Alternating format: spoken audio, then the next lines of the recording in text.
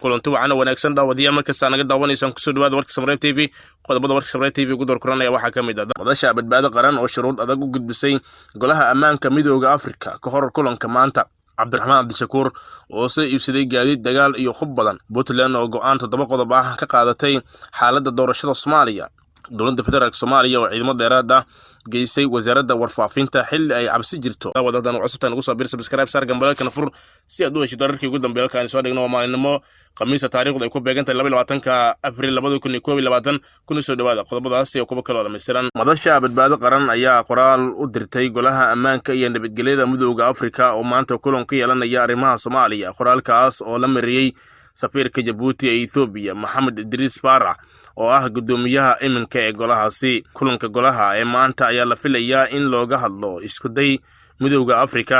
ku doonayo inuu ku dhaxdhaxaadiyo dhinacyada Soomaalida kadib cadaadis ka yimid beesha caalamka oo keenay in farmaajo uu dalbado dhaxdhaxaadintaasi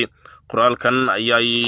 madasha ku sheegtay in ay soo dhaweynayso dhaxdhaxaadin dibadeed oo loo sameeyo dhinacyada Soomaalida si yeeshee waxay sheegtay in wadahadal kasta ay qasab tahay in saldhig looga dhigo diidmada muddo kororsiga sharci darrada ah ee 2 sano iyo ku laabashada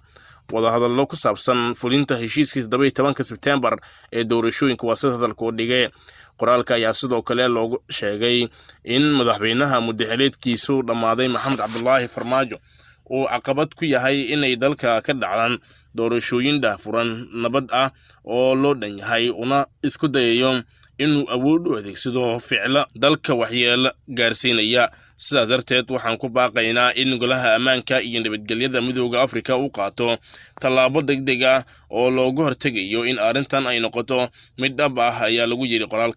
qoraalka ayaa intaasi ku daraya in tallaabada ay qaadeen baarlamaanka Soomaaliya ay ahayd mid aan sharci ahayn balse ay sidoo kale ka hor imaanayso dastuurka maadaama golaha shacabka muddaxileedkiisa dhamaaday uu muddo kororsiga ku ansixiyay iyadoo oo aanu kooramka buuxin iyo in aqalka sare uusan ansixin waxay tallaabadaas ku qeexeen mid dembi ah oo musuq ah taasi oo halis gelinaysa xasiloonida aan cagaha adag ku taagnayn ee dalka Soomaaliya hogaamiyaha xisbiga wadajir Cabdiraxmaan Cabdishakuur warsame ayaa la sheegay in uu soo iibsaday gaadiid dagaal iyo hub fara badan oo isku difaaco sida ay noo xaqiijeen ilwareedyo xogagaala xogta ayaa tilmaamaysa in musharax Cabdiraxmaan Cabdishakuur warsame uu soo iibsaday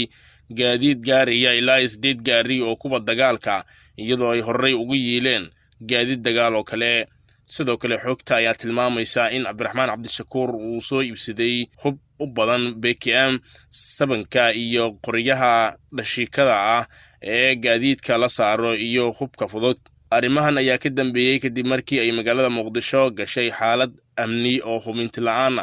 taas oo ka dhalatay muranka doorashada Soomaaliya lagana cabsi qabo in dawladda ay weerarto mucaaradka Cabdiraxmaan Cabdishakuur warsame oo kamid ah musharaxiinta mucaaradka ah kuwa ugu cadcad ayaa sidoo kale waxa uu ugu horeeyay siyaasiyiinta hubiye ee diidan muddo kororsiga sharci darrada ah ee madaxweyne Farmaajo wali magaalada Muqdisho waxa ka jira dhaqdhaqaaqyo ciidan oo ka dhan ah dawladda Soomaaliya iyadoo aysan jirin wax dadaal ah oo socda isla markaana lagu raadinayo xaalka doorashada Soomaaliya maamul goboleedka Puntland ayaa go'aan kooban 7 qodob ka soo saaray xaaladda doorashada Soomaaliya ee muddo kororsiga ay sameysteen hay'adaha dawladda federaalka iyo Farmaajo dawlad goboleedka Soomaaliyeed ee Puntland waxay u taagan tahay mabaadi'da dawladnimada Puntland si waafaqsan dastuurka Puntland iyo kan dawladda federaalka ee Puntland xubinta ka tahay dawlad goboleedka Puntland waxay sidoo kale ilaalisaa masiirka geedi socodka dhismaha dawladnimada Soomaaliya ee ku dhisan hanaanka federaalka iyo dimuqraadiga kadib markii la tixgeliyay go'aanka golaha wakiilada dawlad goboleedka Puntland ee soo baxay 17 Abriil 2022 kadib markii la arkay xeerka tirsigiisu yahay 10 ee soo baxay 3 July 2000 ee ilaalinaya doorka Puntland nidaamka dawlad dhiska Soomaaliya dawlad goboleedka Puntland iyadoo tixgelinaysa talooyinka hay'adaha dawladda Puntland iyo qaybaha bulshada kana duuleysa baahida loo qabo ilaalinta midnimada xasiloonida iyo horumarka geedi socodka dawlad dhiska Soomaaliya waxay qaadatay go'aanada soo socda dawlad goboleedka Puntland ee Soomaaliya ma aqoonsana tallaabadii sharci darrada ahayd ee golaha shacabka federaalka ee 10aad ee muddaxaleedkoodii dhammaaday ku meelmariyeen waxa ay ugu yeereen xeerka jihinta doorashada iyo muddo kororsiga hay-adaha federaalka ee dastuuriga ah ee dowladda federaalka Soomaaliya. 2. Dowlad goboleedka Puntland waxay caddaynaysaa in heshiiskii 17 Sebtembar 2020 uu yahay hanaanka kaliya ee heshiiska lagu yahay si loo qabto doorashada federaalka iyadoo la xalinayo caqabadaha hortaagan fulinta heshiiskaas si loo gaaro doorasho si nabad ah wada ogolaana lagu yahay. 3. Dowlad goboleedka Puntland waxay ugu baaqaysaa saxiixayaasha heshiiskii 17 Sebtembar 2020 saamileyda siyaasadeed iyo wakiilada beesha caalamka ee daneeya horumarka siyaasadda Soomaaliya in miiska wadahadalka lagu soo noqdo sida ugu dhaqsiyaha badan. 4. Haddii ay dhici weydo in dib loogu soo laabto miiska wadahadalka, dowlad goboleedka Puntland ayadoo ku duuleysa go'aanadii shirweynaha Puntland ee 17 Maarch 2020 waxay ummadda Soomaaliyeed iyo beesha caalamka la wadaagi doontaa tallaabada ka habboon. 5. Puntland waxay dadka Soomaaliyeed ugu yeeraysaa in la ilaaliyo midnimada wadajirka lana badbaadiyo mabaadi'da geedi socodka dowladnimada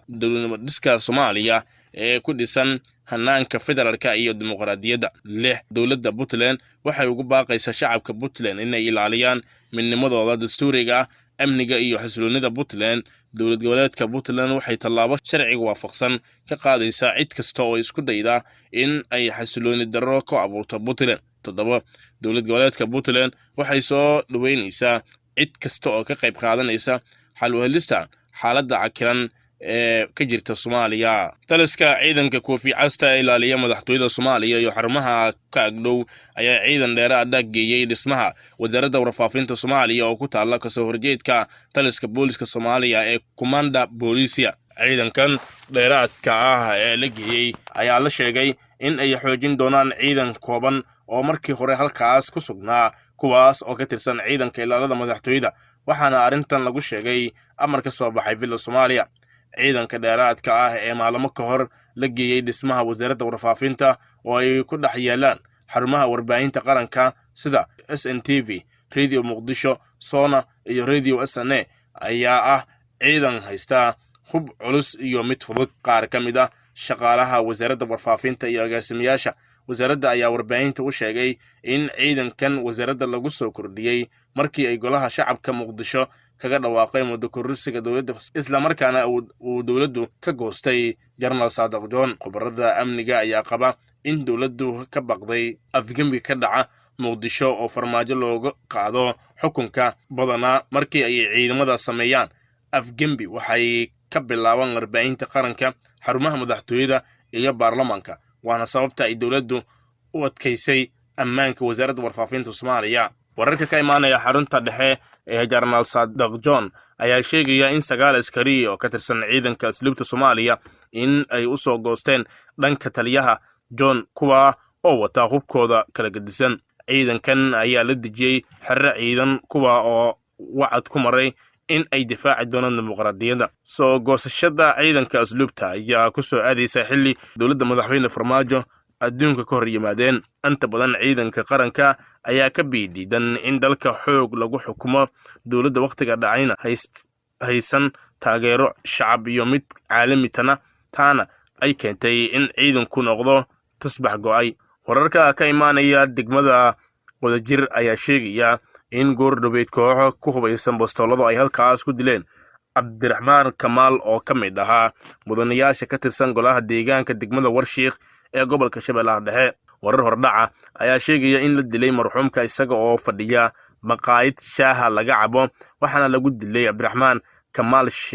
Sheeqay xaafadda Siliga ee degmada Wadajir. dilka xildhibaanka oo ay ka dambeeyeen kooxo bastoolado ku hubaysan ayaa ka fakaday goobta uu dilka ka dhacay. ciidamo ka tirsan kuwa booliiska dowladda federaalka ayaa tegay goobta uu falku ka dhacay isla markaana halkaas ka qaaday meydka xildhibaanka. sidoo kale ammaanka magaalada Muqdisho ayaa sii xumaanaya iyadoo shalay ay ahayd markii qarax miino lagu dilay gudoomiye ku-xigeenkii arrimaha siyaasadda ee degmada Daynile. wararka ka imaanaya magaalada Beledweyne ayaa sheegaya in garoonka Hiiraan uu xirmay roobab iyo daadad ka dhacay deegaankaasi. roobabku meelaha ay ka curteen waxaa ka mid ah magaalada Beledweyne ee xarunta gobolka Hiiraan, waxaana uu sababay in la joojiyo duulimaadyadii diyaaradaha halkaas tegi jiray sababo la xiriira daadad ka soo rogmaday garoonka oo saameyn reebay. sidoo kale Odoba Aamin Jaamac maareeyaha garoonka Beledweyne oo u waramay warbaahinta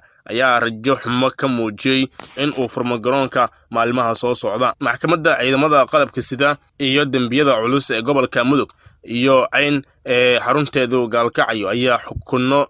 dil ku riday 8 ruux oo Al-Shabaab u qaabilsanaa dilalka qorshaysan ee madax jibiska isla markaana qiraal ku ahayeen dambiyada lagu helay. magacyada xubnaha dilka lagu xukumay waxa ay kala yihiin Faysal Gujis, Sahal Cabdullaahi, Idris Maxamed Afyare, Salmaan Maxamed Suleymaan, Jaamac Muriidi Xuseen, Maxamed Cabdi Raage Indibur, Cabdirasaaq Axmed Buraale, Maxamed Cumar Muudey. intaasaynu kusoo afmarina warkaad kala socoteen Samareeb TV. intaan warkan warnamada kulmadan waxaan kaga tegaynaa sidaa iyo nabadgelyo.